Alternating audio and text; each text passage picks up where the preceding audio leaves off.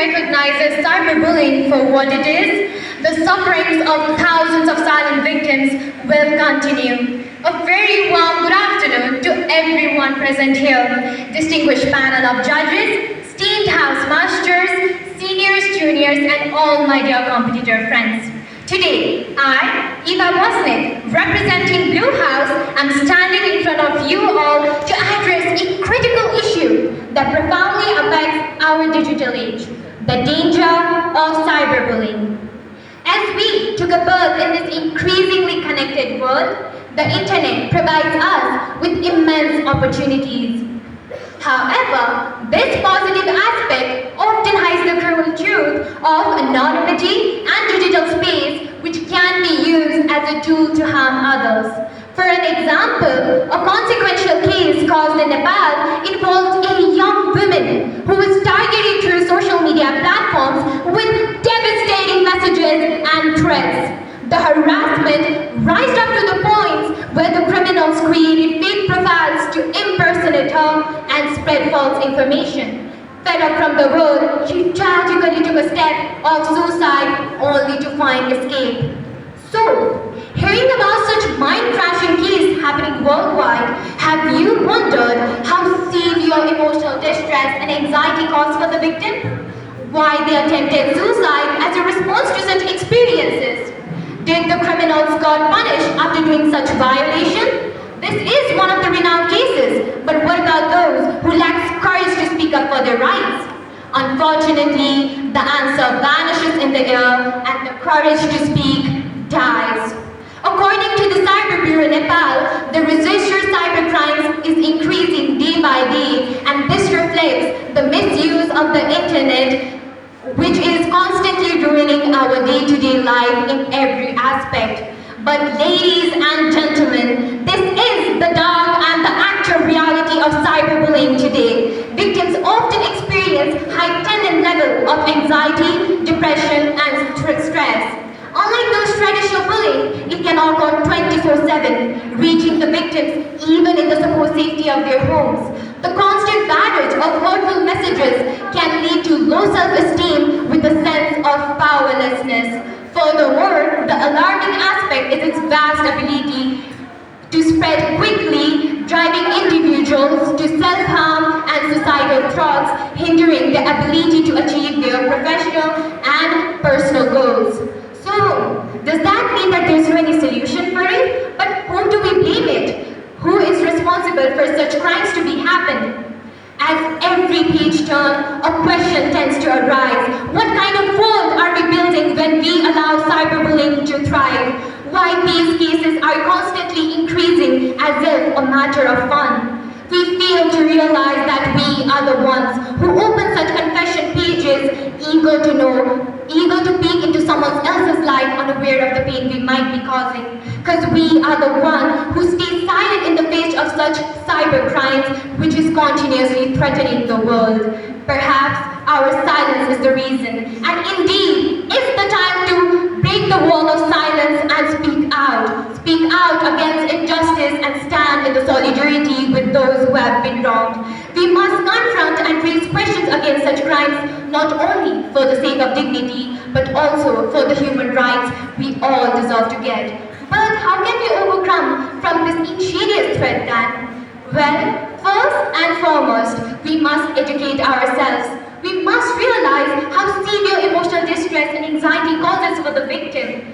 Schools and parents must foster open communication, making the victims courageous enough to speak out without the fear of retribution. We must spread awareness to make people realize how consequential it can be for the society, someone's mental health, and the overall well-being of a person. And that's how me, you, and together us can combat this insidious threat and ensure the internet remains a safe space for all. As this is not only a case to be spoken, but a serious problem to be emphasized, let us remember that cyberbullying isn't just few words on screen, instead someone's mental health at the level of stake. Thank you and have a great day ahead. There is a positive and negative side of every topic. Looking into AI, as well known as artificial intelligence, it also has its own merits and demerits. While there are countable disadvantages, the weight of need and importance of AI can be felt more. Consequences of AI going wrong is severe, so we have to be proactive than reactive. It is a statement by Elon Musk which holds up the cruciality of AI despite its risks. Greetings to my respected judges, house captains, house masters, teachers, my fellow grade mates and my lovely juniors. I am Suhashi SinghThapa here to talk about the importance of AI as a representative of Blue House. Our world has had these changes in major requirements. We have went from valuing fire to electricity to now AI as the biggest helping hand in modern development. So what is AI? AI are computer systems capable of performing complex tasks that historically only us humans could do. Today, it is playing principal roles in various sectors such as education, transportation, advertisement, and many more to be stated. With the rise of AI in transportation, driverless cars have become a topic of curiosity. There are cars which feature AI for driving and navigation on roads.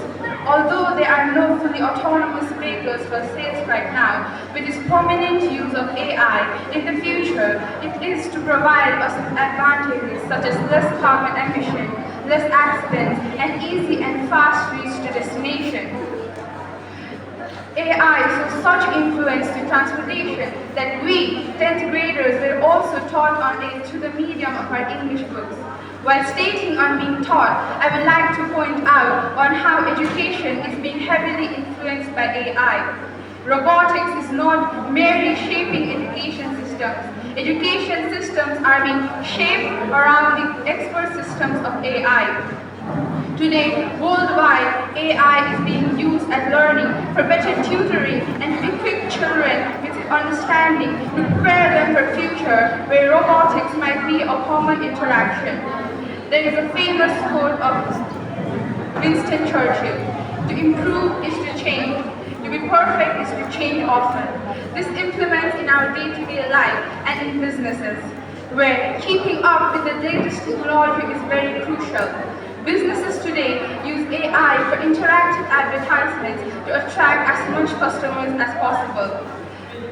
Companies like Snapchat also have forwarded features of AI such as My AI, an AI chat robot to attract people's attention in a very unique way. Businesses use AI to make ads that reach our eyes and ears in real time. As the importance of AI has risen, it has become our day-to-day topic. It has become the title of our essays and speeches. Now, I would like to ask you all a question. Have you guys used AI? Well, personally, I have used AI too to facilitate me in different tasks, and I'm pretty sure my respected teachers today must also have used AI to facilitate us more. AI is not only of today, but of tomorrow and the modern future. It has the power to change our views, societies, and the world. We all must have heard, knowledge is power, and connecting this, being literate on neural networks is substantial. At last, acknowledging both risks and disadvantages, I would like to say AI is just a tool. The choice of how it gets deployed is ours. Thank you. Pillar of their children. Like that, with rules and absence of corruption are the pillar of a nation. Namaskar and good afternoon to everybody present here. Respected judges, house masters, teachers, seniors, beloved juniors, and my dear friends. Today I, Kriti Shrestha, representing Blue House, is standing in front of you all to speak on the topic corruption. So, what does corruption actually mean? Why it exists everywhere? Well, I think corruption is the hindrance in the upliftment of a nation. It is the illegal use or misuse of the public and the government property. Some political leaders and stakeholders of the governmental as well as non-governmental organizations are being involved in corruption directly and indirectly. It also stops the growth and development of a society and the country as a whole. Instead of improving institutions and government services, the officials try to earn by misusing of their power. They publicly show one report, but in reality, they do something else. They do not obey their own words. They completely support nepotism and favoritism. During the time of election, corruption becomes its highest pay, and politicians always take support of poor and illiterate people by dreaming them big in future so that it will be possible for them to become a famous politician. After getting success in their mission, they forget all those promises and involve in corruption. As we all know, the money is set for the betterment and development of the country. So, why is there no change in our country? Various parts of Nepal have scarcity of road and transportation facilities. People are not even getting their fundamental rights properly. So, where does all that money go? Millions and millions of money is being corrupted every day. And what the people think, only the government is responsible for the corruption. But what I actually believe is both the government and we citizens are equally responsible for the corruption. Because we are the one to choose those corrupted people as the leader of our country. Even though we are well known about their real faces, why can't we speak of ourselves? Why do we blame only to the government? There is a saying, to change the world, first you have to change yourself.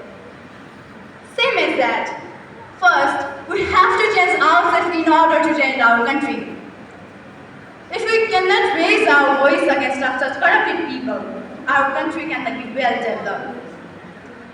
We should select very honest, trustworthy and capable leaders to lead our country, such as Basnet. Only such political leaders can reduce corruption and bring some positive changes in our country. These days, corruption is the most problematic topic in people's life. Everyone is talking about corruption, but no one is taking it in action. Corruption cannot be ended only by talking about it. As an action speaks louder than the words. We have to take the action as soon as possible so that the government will make strict rules or laws in the country to eradicate corruption. We all know that every problem has its solution. Likewise, the way to avoid corruption is to be united together and fight against it. So, let us be united together and fight for the betterment and development of citizens and nation. Because the future depends on what we do in the present. Thank you so much for your consideration and giving me your valuable time. Have a great day ahead. Unemployment. Unemployment is not just about lacking of abilities, but it is also about lacking of opportunities. Good afternoon to my honorable judges, teachers, my juniors and my dear friends. I am Lelina Bist, representing Blue House, and today I would like to share my opinion on the topic, unemployment. Well, before I used to think that unemployment just means being jobless. How hard can it be to find a job, right? But I was wrong until I found that my brother's condition, who was struggling to find a job. Well, my brother is a well-qualified student. He had graduated in engineering and was trying to find a job, but he couldn't. Why? He was a well-qualified student, but why can't he find one? He was kept being rejected and rejected every time. And the reason was that even though being well qualified, his skills were no match for the competition on the markets. And that's why he was not qualified. And he went to great depression and is in therapy right now because he wasted his one one year of his life. That's why. It's not about only my brother, it's about everyone, every graduated students, every well-qualified students who are trying to find job. Why can't they find job? It's because of not well education, of not having well educational system. Now, why is there not well educational system in our country in the context of Nepal? Maybe because of unstable governments. You see, they start a new project and suddenly, before completing the old one, they start another project. Because of this, our country is lacking development. That's why we need stable government also. The government must focus on this topic. It's a very crucial topic, you know. About 44% of people are committing suicide because of this topic. You know, a woman in Bara, she committed suicide because of this problem. She was searching for jobs for several years and couldn't find one. And last, she thought of just killing herself. She had that fear of not being able to feed her own children. That's why she thought this would be the best idea, would be the best thing to do. Another woman also committed suicide and encouraged her children to jump from the bridge because of unemployment. So the reason behind all of this is unemployment. You know, unemployment doesn't only mean numbers. It also means a father struggling to put food on his table. A mother worrying about the future of the student. It is not only about money, it's about how parents not being able to just take care of their own children, not being able to feed their own children. I just used to think that how I never imagined why how this unemployment can bring such disasters in our social and economic systems. I never thought that this unemployment can bring a huge disaster everywhere, not only in Nepal, but it's a problem in the global youth. We must focus on this topic. So, at last I would like to conclude my speech by saying that don't take unemployment just a chapter, okay? Or just a chapter that you have to memorize and write in your exams, write on your exam paper. No. The existence, an unemployed existence is way more worse than death itself. By this, I would like to end my speech. Thank you. This impresses no one. The experience you create with it is everything. A very warm good afternoon to our honorable judges, respected housemasters, teachers, house captains, my seniors, and all of my friends present here.